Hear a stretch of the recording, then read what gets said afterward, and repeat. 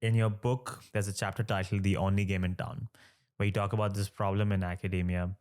You describe this self sustaining bubble that's being created around string theory and physics in general, which is now so toxic that if there's a grad student who wants to get a PhD or a research position, or a postdoc who's looking for a tenure track academic job, professors looking to publish the papers, or looking for grant money for their summer salary, all of them have to play by the rules that have been set by the string theory community. Some have gone as far as calling it the string theory mafia that controls the community, which plays on this problem in academia, which has been developing over the years, which Eric Weinstein has coined as the embedded growth obligation. Can you expand on this issue in academia today? If I was a grad student starting out today, why would it be tough for me to step away from string theory and explore my own thing and not play by their rules? Yeah, well, it's more complicated than that, and it's become even more so, since I wrote the book. I mean, this book was written over 20 years ago. The what's going on now is actually kind of strange. Is that you actually, if you remain a true believer in string theory and say, I'm going to just keep doing exactly this because I believe this, despite what Peter Woit says that it doesn't work. The problem is most other people in the field have actually realized this isn't working. That this vision that seduced Witten and others in '84 has not panned out. You're not going to get a job doing it. You're going to have a lot of trouble getting a job doing that. So actually, there are actually a lot of students who kind of, as they're going along, they read Brian Greene's books. They get very seduced by this and start to believe this, and then they start working on it. And they these days they find they can't get a job either. You're not going to get a job doing. I mean, maybe you can do it. It's very, very hard to get a job that way. So, but the underlying problem that I think drove all this is still the same, which is that this is a subject that's very appealing, very seductive. A lot of very smart people go into it. So, in very rough numbers, I was looking at these numbers when I wrote the book. In very rough numbers, you're talking about maybe 100. Let's just stick to the U.S. Maybe 50, 100 people getting PhDs in this subject in this kind of fundamental theoretical physics, whether it's string theory or other things, and each year. And then if you look, how many permanent positions are there, new permanent positions are there doing this each year. And now you're talking about 5 to 10. So there's kind of a factor of 10 between the people getting PhDs and actually permanent jobs for them. So this creates a dynamic that, if you get a PhD, even if you get a PhD from Harvard or Princeton in the subject, and you want one of those 5 permanent jobs, you really have to do everything right. One possibility is you can go out on your own and make a brilliant Einstein level advance and change the field to get a job. You could do that, but if you're not Einstein and you're operating in a normal way, it's not so hard to get a postdoc, but in a few years I'm going to need a permanent job. What am I going to do? And the committees that are choosing the people for these permanent jobs, what they're doing is they're looking at, several hundred applications from very, very smart people, all of whom have written a bunch of papers and done this stuff, and all of whom have good letters. And typically what they then focus on is, okay, well, amongst all these people, which of them are kind of working on a hot topic, on what is most promising and what everybody seems to think is the way forward. So there's the structure of the whole thing drives people into everybody back into this problem the field already has of everybody working on the same thing. So there become some small number of, there's lots of new ideas around, but some small number of them kind of become the ones that are identified. Oh, this is the hot new idea this year. And if you want a permanent job in the field, you better be working on one of those. And if you decide, well, those don't seem to be so great to me, I want to go do something else, you're just not going to get a job. This is just not going to work out for you. So that's and this is totally independent of string theory. And what you see now is these things, I mean, I can give you a list if you want of here are the 3 or 4 hot topics of the last year or two, which you have to be working on if you want a job this year.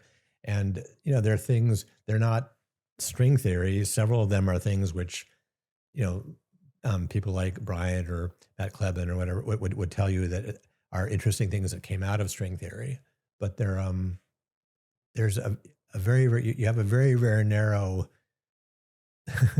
place for, you're forced to work on a very, very narrow range of topics, which, if you want a permanent job in this field, and it's very, that's actually what's kind of the underlying source of the problem, I think.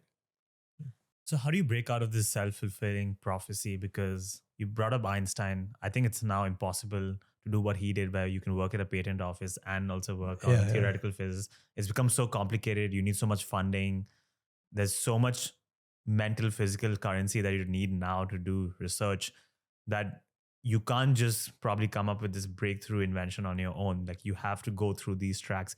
But if these tracks now offer such a narrow path, how do you actually break this vicious cycle and get out of it? I don't know. I think the fact is that we really haven't, and this is one reason why the subject is really not very healthy. It's very hard. Yeah, you're right. I think part of the problem is that this underlying problem is that the theory that the thing you're trying to do is extremely hard because the theories that we have are too good, and you don't have experimental clues telling you how to improve them. So you're facing a much harder problem, even than Einstein was facing, and it's true that just kind of going off and thinking about yourself about things is not the most promising way to, if you want to get new ideas and make progress on a difficult problem like this, at least to me, I mean, I think what's actually important is to be surrounded by, other really smart, knowledgeable people who are doing similar things, right?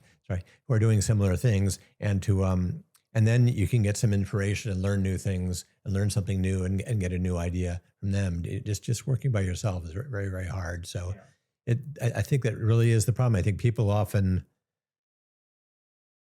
saying, "Oh, well, we should just kind of find," and it isn't so much money. And none of this is actually really that expensive. But it is more, providing positions of people in an intellectually rich environment, where they have enough money to live on and enough time to think about these kinds of things. And it's not huge amounts of money, but for whatever reason, there are not that many jobs around like this. And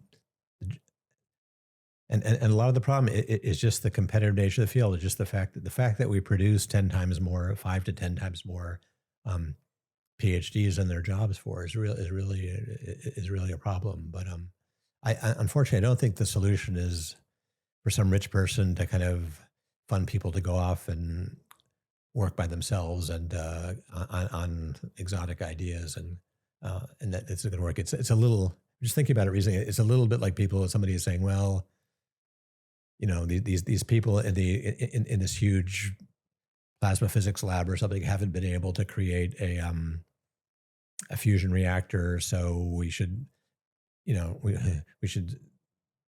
But so the solution to this is to give money to a bunch of people and tell them to go and work in their garages and design a fusion reactor. Well, no, that's not going to work either. So I think you have to change I've always felt that you need to change what's going on at our great research institutions, and you have to start by getting people to admit that if you won't admit that something is wrong, you really can't move forward. And what's been I just find endlessly frustrating is looking at what's going on at some of the top places in the world, and just seeing people's continuing refusal to even admit, that things haven't worked, and that this is staring them in their face. And some of this is due to, the fact that you'd have to admit that the love of your life is really highly problematic. Some of it is, it would create kind of the fact that you've devoted so much of your life to this, and people have been giving you all this money to do this, and it hasn't worked, is just not something you want to admit if you want people to give you more money. And there are a lot of reasons why people are not admitting this, but it's very frustrating. I cannot tell you how shocking it was for me when I actually discovered this bubble of sorts in academia, because science is viewed as the bastion of empiricism, falsifiability. Like in science, you believe that people embrace all ideas and they will reject the ideas that can't be proven. And they often contrast science with religion for that matter. Yeah. But to notice that there's some form of mythology generating within science itself, and there's a pocket being created, was shocking for me to discover, because I viewed science as the ultimate. Yeah, no, it's shocking.